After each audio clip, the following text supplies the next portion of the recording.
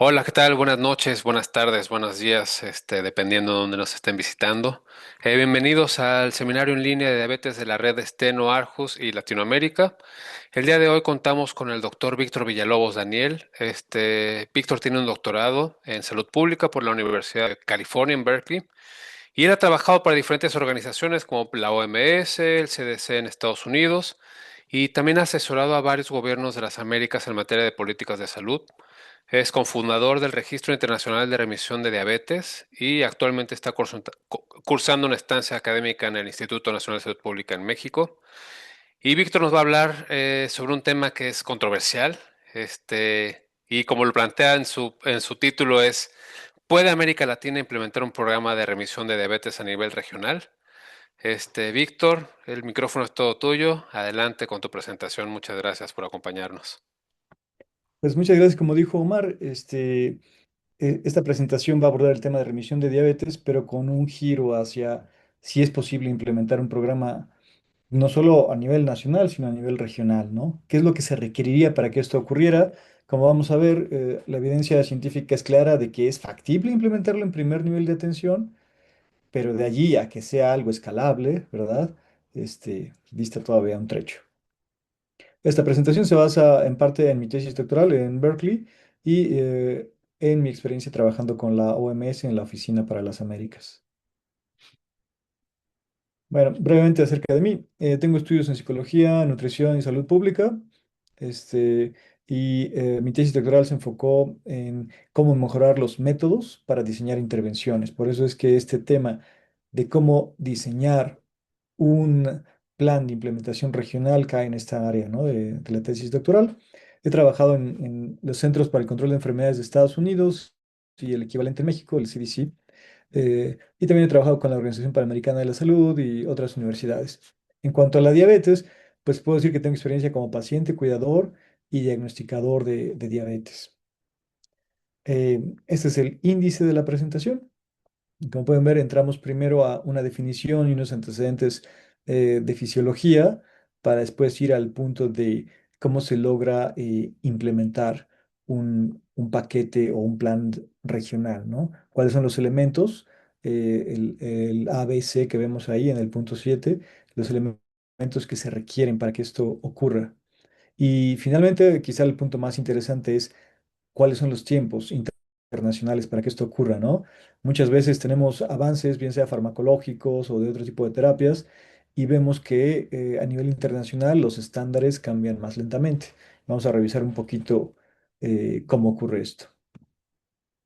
Bueno, primeramente, la definición de remisión de diabetes. No hablamos de cura de diabetes y la hemos operacionalizado para investigación, para evaluación clínica, como mencionamos en pantalla, con parámetros de A1C y glucosa en ayunas, junto con el requerimiento, por un lado, de no tener tratamientos continuos, bien sean farmacológicos o de otro tipo.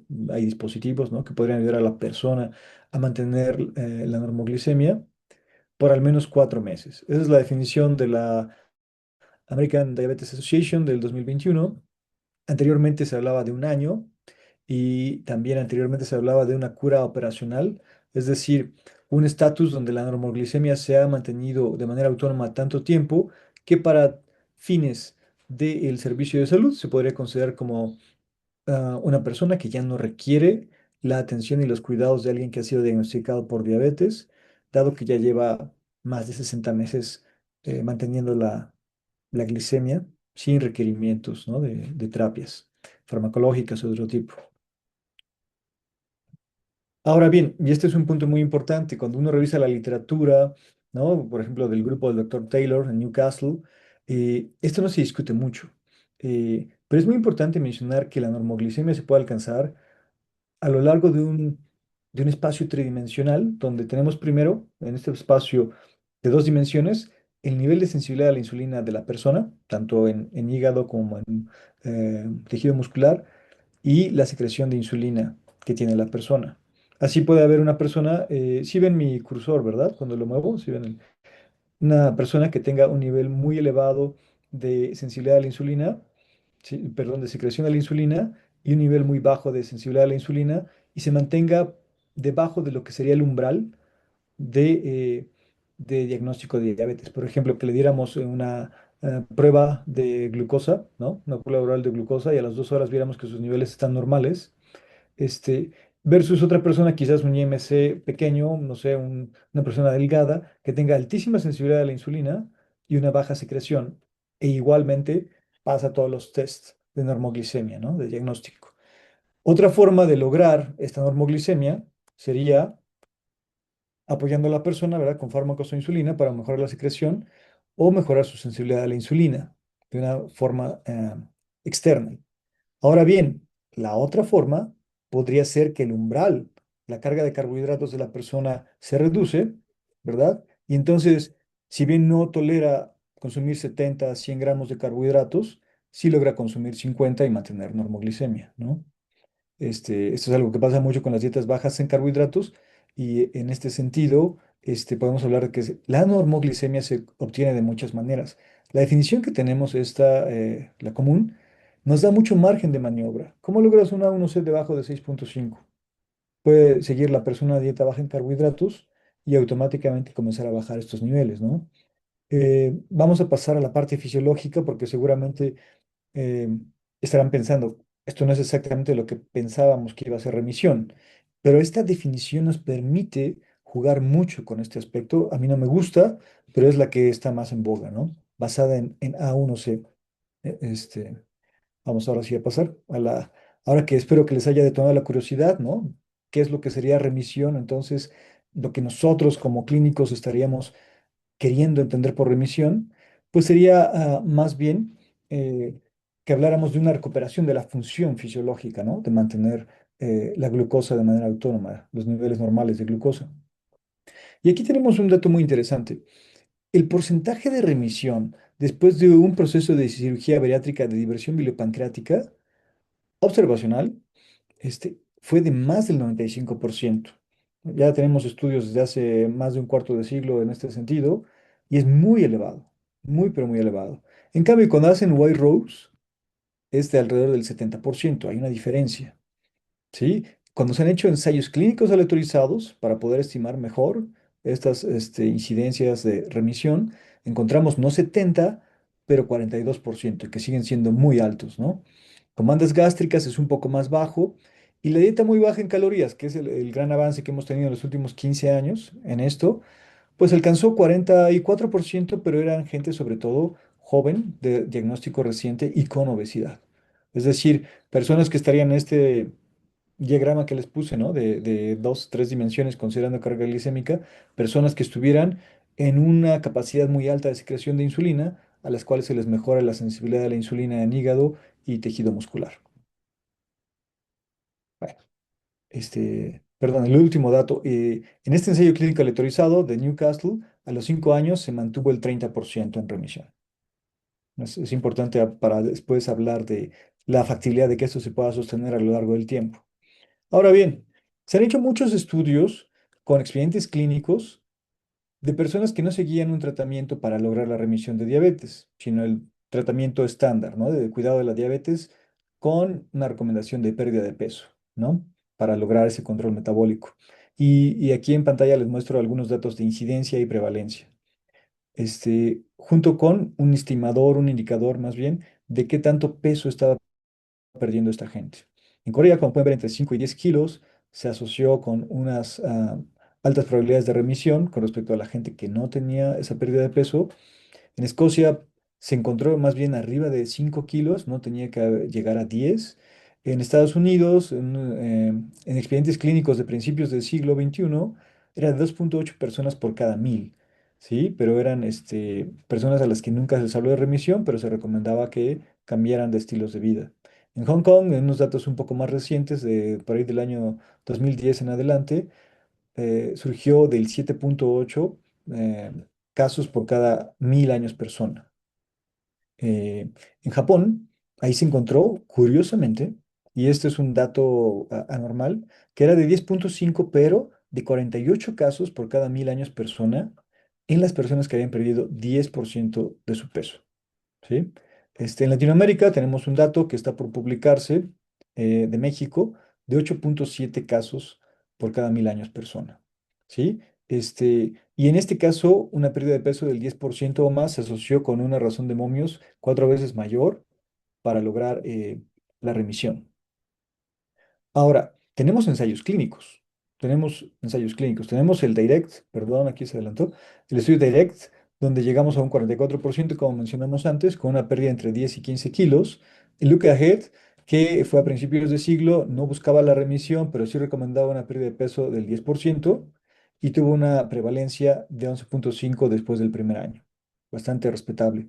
Y en México, entre las personas que lograron perder 10% o más de su peso, hubo en estos expedientes clínicos una prevalencia a los 12 meses también del 10%. ¿Ok? Esto nos habla de que es factible alcanzarlo en el primer nivel de atención. Si bien nos habla que no vamos a lograr lo mismo que con cirugía bariátrica, es muy factible y sobre todo algo que no está en estos datos, pero que seguramente como clínicos podemos eh, razonar, predecir, es que si la gente no alcanza la remisión de cualquier forma, hay un beneficios metabólicos por este esfuerzo, ¿no? Transitorio de perder peso y llevar una dieta con restricción calórica. Ahora vamos a hablar un poco de de la fisiología detrás. Hay muchos efectos por los cuales la cirugía bariátrica genera remisión. Por un lado, estas modificaciones en el tracto digestivo modifican la velocidad de exposición de los nutrientes y la secreción de diversas incretinas, ¿no? Como el GLP-1, que llega a ser hasta 20 veces más la secreción después de la cirugía comparado con personas normales. Tenemos también otros efectos en el yeyuno, el duodeno, y después tenemos aquí abajo lo clásico, lo que sabemos. Cuando alguien pierde mucho peso, se reduce la grasa ectópica en el hígado y el páncreas. Y esto mejora la función de ambos órganos. También sabemos que al reducir la adiposidad del tejido adiposo en el cuerpo, también se reduce, aumenta, perdón, la sensibilidad a la insulina en tejido muscular. Y estos efectos combinados nos dan esa incidencia entre 44 y 11% por pérdida de peso. Pero los otros efectos de la cirugía bariátrica no se han implementado en un ensayo clínico aleatorizado que yo conozca a la fecha para remisión de diabetes. Ahorita la gran pregunta sería, y para la gente que está en Dinamarca, ¿cuál sería la tasa de efectividad de una estrategia de remisión de pérdida de peso con las nuevas medicinas que incluyen, ¿no? Agonistas de GLP-1? ¿Cuál sería? Perdemos peso, pero además manejamos el GLP-1. ¿Qué pasaría si hiciéramos este ensayo clínico y también de alguna manera diseñáramos el fármaco para que hubiera estos pequeños picos, 20 veces lo normal, como en cirugía bariátrica, por unos momentos transitorios, ¿no? Durante el periodo del día de la persona? Porque hoy en día los GLP-1 se mantienen estables, si mal no entiendo, a lo largo de todo el día, todas las semanas, mientras la gente lo está tomando, ¿no? Entonces, bueno, esa es una pregunta que dejo en el aire. Creo que sería bastante interesante investigar si es que ya hay expedientes, ¿no? De gente que perdió peso con GLP-1. Y ahora vemos un poquito aquí el tema, que por ahí del 2014 se comenzó a investigar y analizar primero en modelos animales y después con humanos. El efecto de una alta restricción calórica es diferente al efecto de una baja restricción calórica. Ante el estrés de la baja restricción calórica, las reservas ectópicas de, de grasa en hígado y páncreas son consumidas, incluyendo también las pequeñas moléculas de ácidos grasos que a veces se acumulan en las personas con diabetes, tanto en tejido muscular como en otras células hepáticas y pancreáticas. Esto no ocurre de la misma manera cuando solamente es una dieta baja en calorías. Es decir, la remisión de diabetes no se obtiene con la simple pérdida de peso, si no ya lo hubiéramos descubierto en el siglo pasado. Se obtiene con una alta restricción calórica que genere esta eliminación de grasa ectópica. Aquí tenemos una gráfica que a mí me parece grandiosa del estudio del 2011 del grupo del doctor Taylor, donde se ve cómo semana a semana los niveles de glucosa, ¿sí? Van regulándose junto con la capacidad de secreción de insulina. Aquí tenemos una pinza glicémica que hicieron junto con unas cargas de aminoácidos. Y esto que ven aquí, esto comparado con el que dice diabetes semana 4 y semana uno, es la recuperación en- y, y primera fase ante un estímulo. Y aquí alrededor de 0,9, ¿no? Es el grupo experimental. Y acá ya vuelven a obtener 1,3, 1,4 y de 0,3 llegan a 0,5. Estadísticamente no diferenciable de lo que obtienen personas normales, ¿no? Siguiente. Esto representa un cuestionamiento de lo que se sabía por estudios de cuerpos de personas que fallecieron y que y tenían diabetes. Se hablaba de una apoptosis generalizada de las células beta. Si esto fuera cierto, que ocurre al principio del diagnóstico, entonces no observaremos esta recuperación de la capacidad de secreción de insulina. Eh, a nivel, claro, de investigación más básica, hoy en día sabemos que hay células que sufren diversos procesos por los cuales puede recuperarse la capacidad de secreción de insulina. Por un lado está la rediferenciación, la dediferenciación y transdiferenciación de células pancreáticas, que pasan de ser células beta funcionales, que serían estas en amarillo al final, ¿sí? Hacia células que no son completamente funcionales y no son capaces de producir insulina, o se convierten en células alfa y dejan de producir insulina y producen glucagón, ¿no? Con el consecuente efecto en la capacidad para regular la glicemia. Son desenlaces reversibles que son diferentes a la apoptosis que se pensaba ocurría siempre. Finalmente, este estudio, que no se ha replicado algún dato tan específico en humanos, nos habla del efecto que una dieta que imita el ayuno, una dieta muy, muy baja en calorías, menos del 25% de los requerimientos diarios, tuvo en roedores que químicamente fueron tratados para eliminar sus células beta y después, gracias a la terapia, se observó que se generaban, había más proliferación de células beta, ¿no? Con diversos marcadores de, de evolución del lineaje celular que muestran que esto estaba ocurriendo después de la terapia, ¿no? De ayuno. Si esto fuera posible confirmarlo en humanos, sería una razón más por la cual una dieta muy baja en calorías podría estar fomentando la recuperación, ¿no? de la secreción de insulina. Este es un clásico diagrama, igualmente del grupo de investigación de Newcastle, donde habla que el ciclo de retroalimentación positiva entre páncreas e hígado, entre la función del páncreas y del hígado, nos ayuda a recuperar en gran medida y poco a poco la capacidad de metabolismo de la glucosa en el hígado primero y después la secreción de insulina por el páncreas. Es como una bicicleta donde el hígado comienza a mejorar su función y esto genera menos estrés metabólico para el páncreas y semana a semana, gracias a la dieta muy baja en calorías que mantiene normoglicemia, que reduce el estrés para metabolizar glucosa, carbohidratos y lípidos, nos ayuda a que la persona, a que estos dos órganos comiencen a recuperar sus funciones, ¿no? Saliendo del estrés que tenían crónico y poco a poco mejoran lo que les queda de función. Siguiente. Ahora, una vez que hablamos de esta parte fisiológica y que nos queda claro que no es solamente pérdida de peso, sino que es una alta restricción calórica acompañada de normoglicemia y de una normalización de los niveles de lípidos, eh, por varias semanas, por varios meses, lo que nos da esta mejora en la normoglicemia, vamos a hablar de cómo serían estas terapias, ¿no? ¿Cómo serían las terapias no farmacológicas que nos ayudan a lograr este objetivo? Hay varias opciones. Los ensayos clínicos de Newcastle y de otros lados que lo han replicado también, como en el Medio Oriente y en China, han usado una terapia muy baja en calorías, con incluso estos paquetitos que venden, ¿verdad? Para, digamos que, para hacerte una malteada y que sea tu comida del día, una dieta líquida, pero hay otras opciones. Este, este punto de regionalización lo voy a saltar, lo vamos a platicar un poquito después, que es más bien el tema de implementación.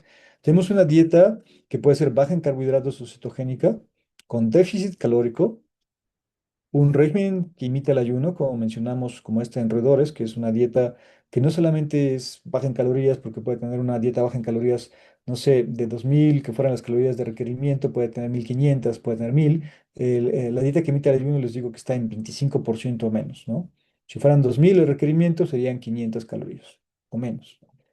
Y el régimen de ayuno intermitente, que es esta Esta práctica que, bueno, en términos científicos le llaman alimentación restringida por tiempo, donde tu ingesta la restringes a 10, 8 o 6 horas al día, ¿no? Aunque mantengas la misma cantidad de calorías en tu dieta. Con independencia de cuál de estos tres o sus combinaciones uno elija, siempre se tiene que hablar de que va a haber una pérdida de peso de entre un 5 y un 10%. Y una pregunta que surgió ahorita que hablaba con Omar es si puede haber cierta ganancia de peso o hay que sostener esta pérdida completa. Los estudios del doctor Taylor sugieren que hay que mantenerla completa. Los datos que tenemos de este registro de casos de remisión de diabetes nos dicen que sí puede la gente recuperar peso, pero la composición corporal tiene que haber cambiado.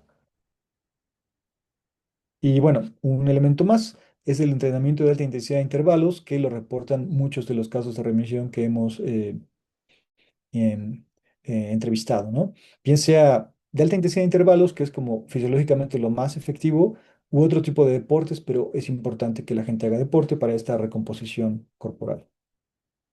Ahora aquí hay un ejemplo de lo que sería una de estas dietas regionalizada que cumpla con los requerimientos que acabamos de platicar, ¿sí? En este caso acá le llaman en México la dieta de la milpa y de la dieta de la milpa, en vez del maíz, ¿verdad? Lo que estamos usando son las otras vegetales que se ponen allí, que sí, que son las hojas, los tallos, las flores de la calabaza, ¿sí? Del aguacate, de otras verduras que hay en México y que con base en ellas, como eje dietético, se puede diseñar un plan nutricional, una terapia médica nutricional, donde solo el 10% de las calorías provengan de carbohidratos y el resto venga de grasas y proteínas, y con esto lograr que la persona entre en este proceso de pérdida de peso, de normoglicemia, aunque no ha alcanzado remisión, sino normoglicemia porque la carga eh, de carbohidratos es muy baja, ¿sí? Y comenzar con este círculo virtuoso donde tanto hígado como páncreas comienzan a recuperar su función. Tenemos otro ejemplo que en este caso sería la de ayuno intermitente o alimentación restringida por tiempo. Digamos que la gente empieza en el extremo derecho, donde come antes de que amanece un poquito, luego otra vez y luego a mediodía tiene su gran lunch, luego vuelve a comer un poquito más en el día y cuando regresa a su casa en la noche hace una gran cena, ¿no? Que son estos como círculos naranjas, ¿no? Las grandes comidas del día con pequeñas colaciones o comidas de menor volumen en otros momentos del día. Buscamos que la gente llegue al extremo de la izquierda, donde tuviera, en este caso particular de la dieta que se propuso en México, una ingesta moderada en la mañana, después de que salió el sol, una comida de mediodía decente y una cena temprano, antes de que se meta el sol, ¿no? Este, y bueno, la alternativa usual que se daba en nutrición en México eran 3 comidas grandes al día con 2 colaciones, sin importar mucho cuántas horas en el día uno ingería alimentos. Este pequeño cambio que nos lleva de 12 horas a 10 o menos horas al día, tiene, en varios estudios, tiene un efecto positivo en el metabolismo. Y esto ayuda a que la persona comience a mejorar su metabolismo con miras a lograr la remisión de la diabetes. Este es el ejemplo, la dieta que se publicó por la Secretaría de Salud de México en 2020. Este, y bueno, pueden ver ahí el aguacate, clásica fuente de grasa vegetal en México y demás, ¿no? Recupera la tradición de la gente del campo que no hacía 3 comidas al día con 2 colaciones. Eso nunca fue lo habitual en el campo en México, y nos ayuda a mejorar el metabolismo. Bueno, ahora bien, ¿cuál sería un régimen de dieta que imite el ayuno? Podrían ser 7 días de alta restricción calórica, seguidos de 21 días donde la ingesta es muy cercana a los requerimientos usuales. Esto es parte de una propuesta, sobre todo del profesor Walter Longo, de la Universidad de California del Sur, y se están haciendo varios ensayos clínicos para ver su impacto en metabolismo. Sin embargo, aquí, en vez de solamente dar esto como terapia, está dentro del marco de una pérdida de peso entre el 5 y el 10% de manera acelerada. Ujú. Estas especificaciones vienen de la propuesta del doctor Bartelongo y como pueden ver se enfatiza que también haya una ingesta más elevada de vitaminas y minerales de lo que uno esperaría con la restricción calórica que se recomienda. ejercicio, el entrenamiento de alta intensidad de intervalos, donde lo podríamos ubicar en esta gráfica del lado izquierdo, en un punto donde la gente comienza a consumir sus reservas de glucosa, sus reservas de glicógeno en músculo y en hígado, debido a estos pequeños lapsos de alta intensidad, de una manera que no ocurre cuando uno está en un entrenamiento moderado, como entre el 20 y 40% de tu VO2 max. No ocurre esto, y lo que se ha visto es que cuando uno llega a estos altos niveles de intensidad, no solamente se consumen las reservas de glucosa, sino que se estimula la producción de más transportadores de glucosa en los músculos a un nivel bastante elevado, lo que en turno genera que haya mejor captación de glucosa en momentos del día donde uno está en reposo. Y este cambio no se logra obtener con un ejercicio moderado. Estamos hablando de un nivel mucho más grande de capacidad de captación de glucosa por el tejido muscular. Ahora, bien, después de hablar de estos componentes, ¿no? De la terapia para alcanzar la remisión, realmente la pregunta ahora no es si se puede alcanzar la remisión en primer nivel de atención. Eso creemos que con los diversos ensayos clínicos como el de Newcastle quedó contestada en los últimos 7, 8 años, sino que la pregunta es, ¿cómo lo implementaríamos a nivel de nuestra región en Latinoamérica? ¿Qué es lo que usualmente ocurre? Y para eso tomamos una página de cómo se trabaja en la Organización Panamericana de la Salud y en la OMS. Primero que nada, si lo vamos a implementar en la región, necesitamos crear un paquete de apoyo técnico, un conjunto de documentos con especificaciones clínicas y de implementación y monitoreo del programa a nivel nacional. Y en este punto es donde ya tenemos que ser creativos. No basta con saber cómo se logra a nivel fisiológico, sino cómo se puede implementar de manera factible, ¿no? Este, después después de haber desarrollado todo esto, tenemos que ir ahora a averiguar qué país y en qué momento va a tener la voluntad política para implementarlo. Los países usualmente emiten una serie de temas de interés a la OMS, a la OPS, y a partir de estos, ellos hacen una planeación de apoyo técnico para cada país. Y esto ocurre cada 5 años. Entonces, el ministerio de un país se acerca a la OPS en estos planes quinquenales, le expresa cuáles son los temas más preocupantes en términos de salud, y la OPS y la OMS generan estos planes de apoyo. Después tenemos el tema de cómo se apoya la implementación. No es solo la parte técnica, sino cómo logramos que se implemente en el sector salud. Este, y finalmente, si realmente queremos que esto se logre en el tema de remisión de diabetes, vamos a revisar cómo están los tiempos, ¿no? Para desarrollar el paquete técnico, para comenzar a promover la implementación en algún país, en algunos países de la región, etcétera, etcétera. Bueno, el primero, quizás ya conocen ustedes el paquete HEARTS de la OMS. Es un paquete que no solo es que le diga a un Ministerio de Salud qué hacer para intentar controlar los factores de riesgo cardiovascular, sino que también le dice el cómo se logra implementar. Cosas tan simples como hacer una polipíldora que tenga varios ingredientes activos, pero que simplifica la distribución y la adherencia al tratamiento por parte de los pacientes, son de estos aspectos del diseño de un paquete técnico que se tienen que pensar muy bien. Y cuando el paquete técnico habla de cómo se va a monitorear una enfermedad, también hay que pensar mucho cuáles son las mediciones clave y cuáles son las mediciones que es más factible recolectar en situaciones de escasos recursos como son muchos países en Latinoamérica, ¿no? Entonces, un paquete técnico, digamos que traslada el conocimiento científico hacia una serie de recomendaciones que que son factibles de implementar dentro de un sistema de salud con escasos recursos, como lo es el de la región latinoamericana, ¿no? Este paquete técnico sintetiza ambos, el saber qué y el saber cómo implementarlo. Este paquete, por ejemplo, de riesgo poblacional, por un lado, le dice a las autoridades cómo manejar el riesgo de X enfermedad o complicación a nivel poblacional, dividiendo por grupos, estratificando por grupos poblacionales y por diversos factores de riesgo. Les ofrece protocolos estandarizados para que estos sean transmitidos, para que se entrene al personal en estos. Y después también le ofrece al país una serie de recomendaciones sobre cómo evaluar y dar seguimiento a estos. Y es muy importante porque realmente siempre escasea el dinero para la evaluación y el seguimiento. Y sobre todo, a veces no es ni siquiera empleado para dar retroalimentación a las autoridades. Por lo tanto, estos paquetes técnicos siempre incluyen ese componente.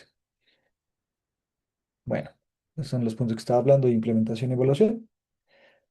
Ahora, el paquete HEARTS, por ejemplo, le dice al país el entrenamiento que hay que dar al personal de salud y cómo este personal de salud de esas clínicas interactuarán las de primer nivel con segundo nivel de atención, cómo cada uno de los servicios médicos, de farmacia, de orientación, ¿no? al paciente irán interactuando para lograr las metas. Es decir, es un paquete completo. No solo es lo clínico, sino también las estrategias de implementación y de organización de los servicios de salud. En este caso, tenemos aquí en las UNEMES en México, se está implementando el paquete HEARTS, ¿verdad? Son clínicas de primer nivel con un equipamiento muy básico, pero ahí se les da seguimiento a personas con enfermedades crónicas para controlar sus factores de riesgo cardiovasculares. Ahora viene el punto más importante. Aquí es donde sí realmente uno se rasca la cabeza. El gobierno de un país es el que le va a pedir a la OMS o la OPS el apoyo para implementar un programa de remisión de diabetes. Pero ¿cómo se convencen las autoridades de un país para hacerlo? ¿Qué es lo que haría, no sé, incluso en Dinamarca? No sé si hay algún programa de remisión de diabetes en el primer nivel de atención. ¿Cómo convences a las autoridades de un país para que decida implementarlo? Pues usualmente buscas evidencias de sus efectos positivos a corto y largo plazo, ¿verdad? Evidencia del costo-beneficio de implementar esto.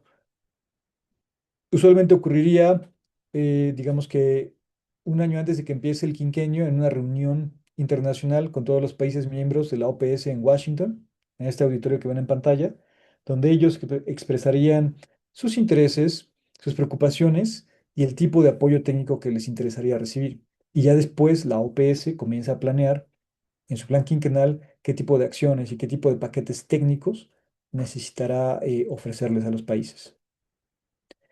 Entonces, ¿cómo logramos que los representantes de los países llegaran a esta reunión? La siguiente sería en 2029 más o menos, con un interés de implementar remisión de diabetes en sus países. Quizás hablándoles que se reduce en un 90% los costos farmacológicos en las personas que alcanzaron remisión, o que hay un 35% del riesgo cardiovascular, como nos dijo un estudio recientemente publicado en Italia, y de otro tipo de complicaciones, análisis que todavía no se han publicado, pero que sabemos que existen estos datos. O quizás porque hay una reducción del 30% en la carga de la enfermedad para la sociedad, porque la persona no va a avanzar hacia estadios de complicaciones de la diabetes, ¿no? Y no va a estar su familia apoyándolo y cuidándolo por todas estas complicaciones.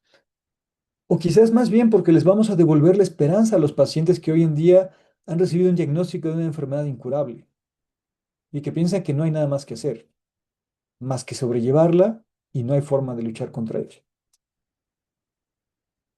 O quizás, como nos enseña la historia, lo que se requiere es que le devolvamos la esperanza a una persona clave, a un legislador o a una autoridad que haya tenido un diagnóstico de diabetes y que por lo tanto abrace esta causa, ¿no? Y sea nuestro campeón que empuje la política. Bueno, este, la otra parte del apoyo técnico para que eso se implemente de manera regional tiene que ver con las ciencias de implementación. Esos paquetes técnicos deben haber sido diseñados con mucha sensibilidad respecto del contexto de cada país, los recursos que tienen. Y bueno, hoy en día ya está muy adoptado este principio de que el enfoque debe estar centrado en el paciente, pero también centrado en el operador clínico, ¿no? Y en las condiciones de nuestra región. Para ello podemos usar diversos marcos, como esta rueda del cambio de comportamiento y de políticas públicas que se propuso en Inglaterra hace ya un poco más de 15 años, ¿no? Diversos principios de ciencias de la implementación, que podemos hablar más a detalle si es que tienen algunas preguntas a este respecto. Y ahora hablemos de los tiempos. Estos planes quinquenales se producen, como les decía, se terminan un año antes. El siguiente plan quinquenal que podríamos abordar sería 2030, ¿sí? A 2035. Y eso implicaría que nosotros estemos preparando el paquete técnico para implementar remisión de diabetes en este quinquenio 2025-2030. Tenerlo listo con tiempo, con oportunidad, para que entonces cuando los países declaren que su prioridad es mejorar la atención, reducir la carga de la enfermedad de la diabetes, tenga la OPS o la OMS, y entonces pueda entrar en este plan quinquenal, ¿no? De recursos. Después empieza el programa quinquenal y vamos a ir viendo cómo este apoyo técnico cataliza el interés del país y se va implementando del país o de los países y se va implementando en la región. Si llega a ser que un país tiene interés en esto, pero no entró en el plan quinquenal, es factible, pero no tan seguro que ocurra este apoyo técnico.